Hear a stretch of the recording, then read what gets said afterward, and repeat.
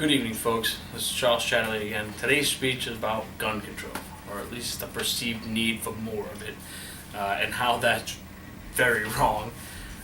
Today in this country, we have some cities with extremely strict gun control laws, and we've got some that are not so strict. Yet the former seems to be laden with crime and more people being shot dead by the day. You see, everything you know or have been told in the last 5 years about gun control is wrong. You think we need more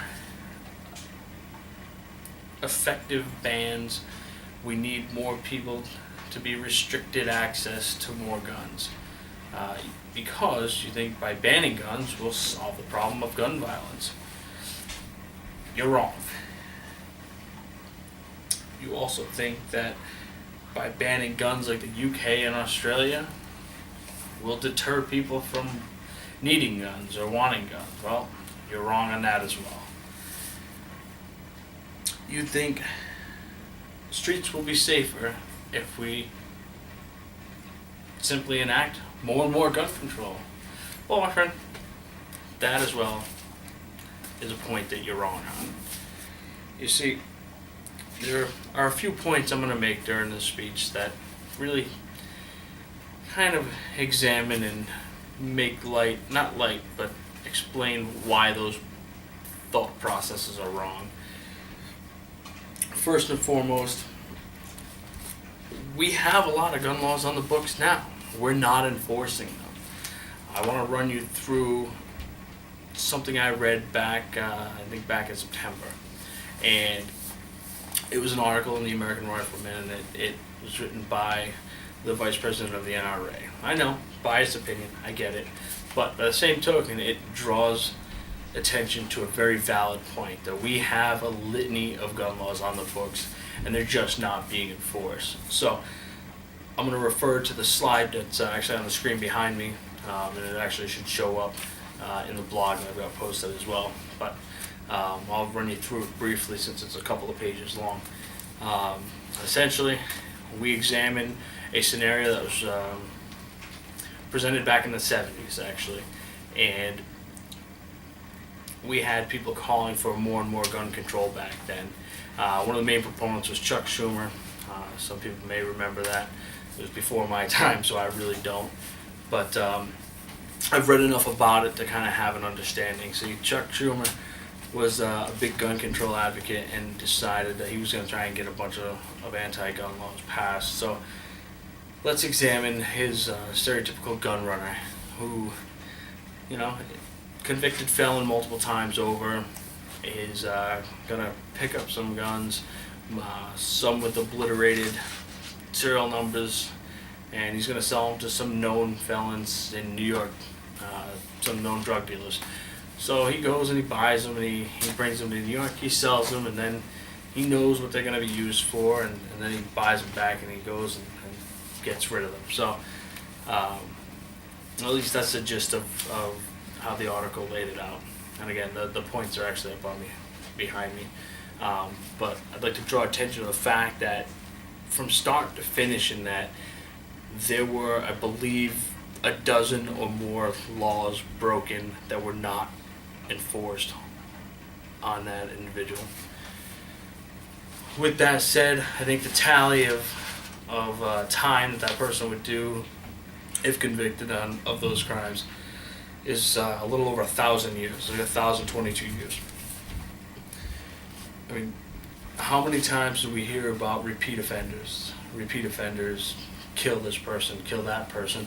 We've got gangs of people roaming the streets in various cities, doing bad things multiple times over and having no consequence, essentially.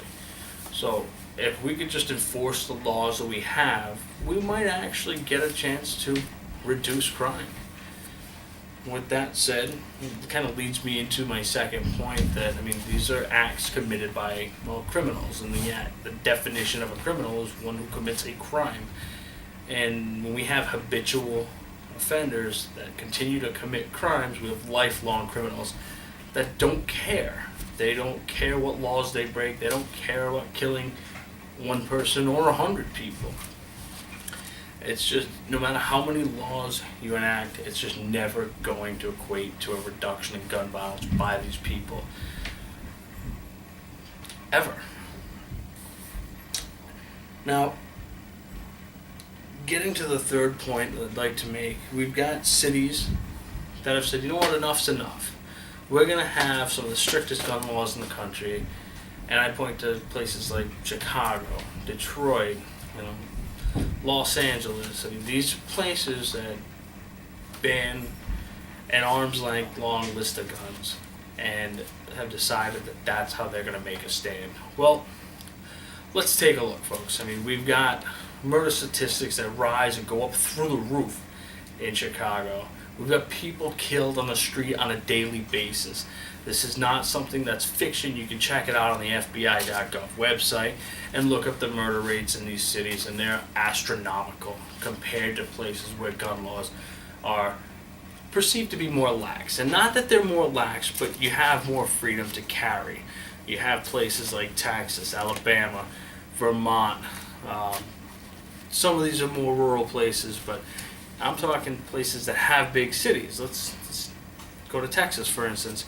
In Houston, San Antonio, these are not small cities. These are some of the bigger cities in the country. But because they're in Texas and they have lax gun laws, or they have more freedom to be able to carry both openly and concealed, that you don't have anywhere near the same murder rate. You don't have anywhere near the same robbery rate. I mean, you have people that are allowed the freedom to defend themselves and their families against criminals. Think about it. You're a criminal. Are you more willing to rob somebody you know is unarmed? Or are you going to rob somebody that might shoot back? I gotta tell you, if it's me, I'm going to, and not that I'm a weak person by any means, but path of least resistance, that's human nature. So, that said, when you remove the ability for the general public to defend themselves against criminals, you're going to get higher crime rates. Chicago is notoriously one of the most violent cities in the country.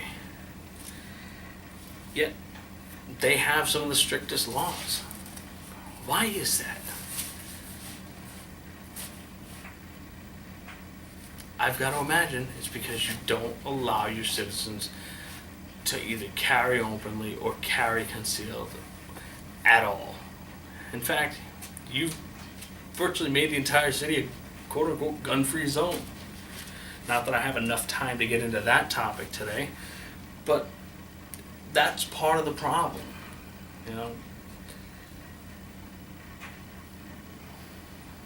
Unfortunately, these are all intertwined. When you have laws that don't get enforced, you make it easy for criminals to be criminals and repeat criminals. And then when you take that and you take away the ability for the public to defend themselves, you make it easy prey for criminals to continue to do bad things. It's a very vicious circle that is being created more and more. And this is why there is no need for any more quote-unquote gun control. If there's a need for more gun control, it's more people putting two hands on the weapon and firing straight and narrow.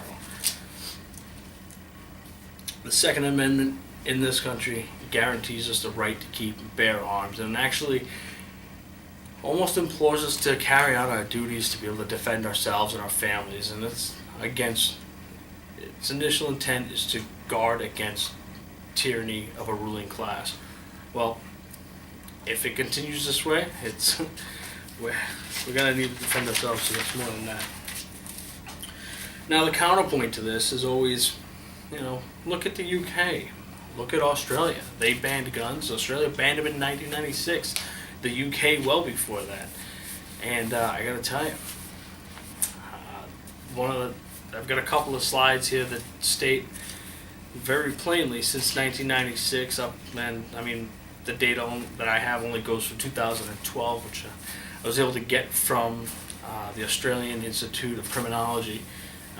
right up on their website. They've got all the stats, and since the ban in '96, their robbery rate actually skyrocketed. And let's explore why that might happen. Well, quite honestly, you made it easy. You took all the guns away from the people. You didn't allow them to defend themselves. And now you get criminals who don't care about obeying by laws, don't care about background checks, and don't care about any of that stuff, and they just want to rob you. Well, whether they do it at knife point or they do it at gunpoint, do they really care?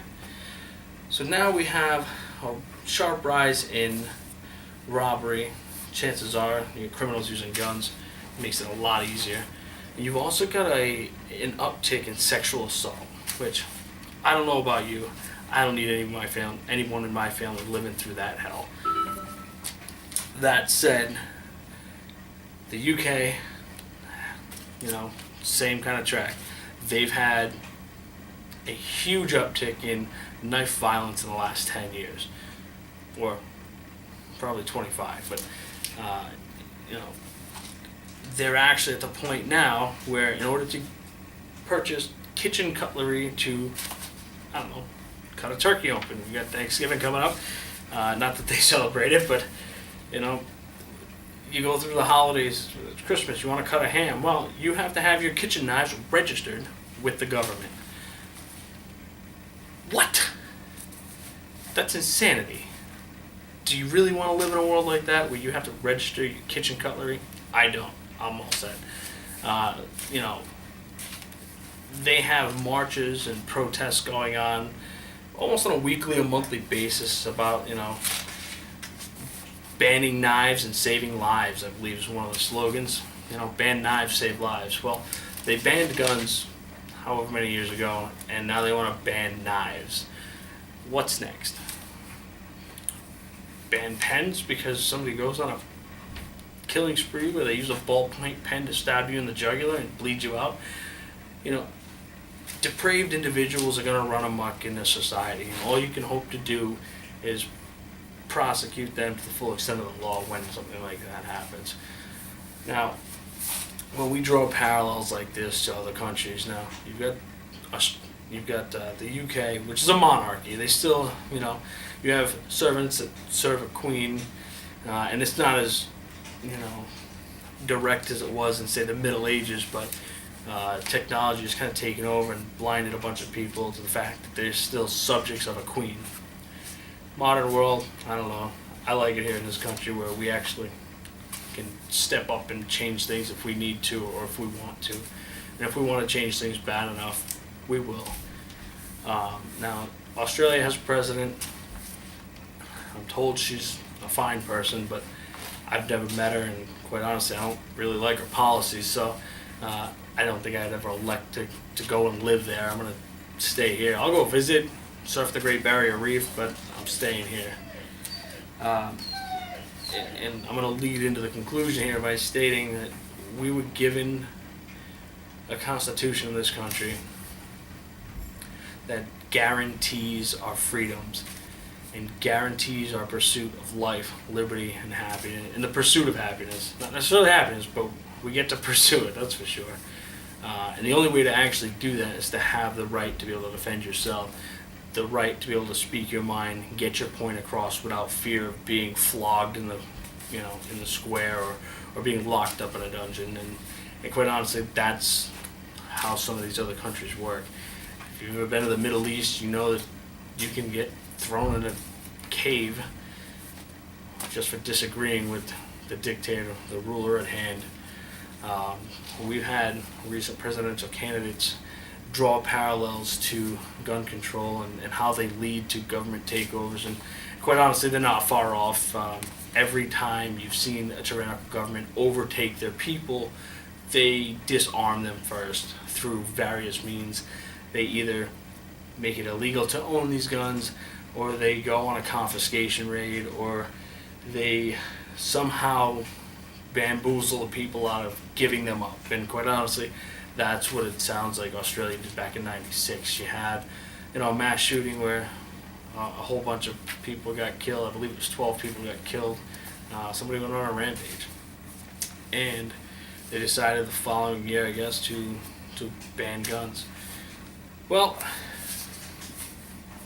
sounded like a good idea at the time. However, they did it through a gun buyback program where they took almost 400,000, I think it's 386,000 some odd guns off this, away from people.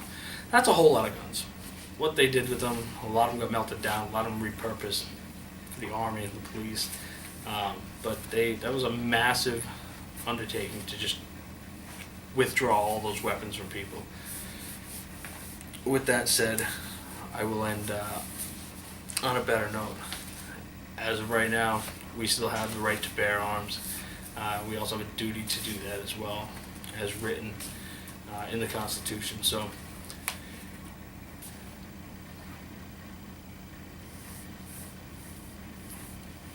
with that said, I'm going to sign off with a good night.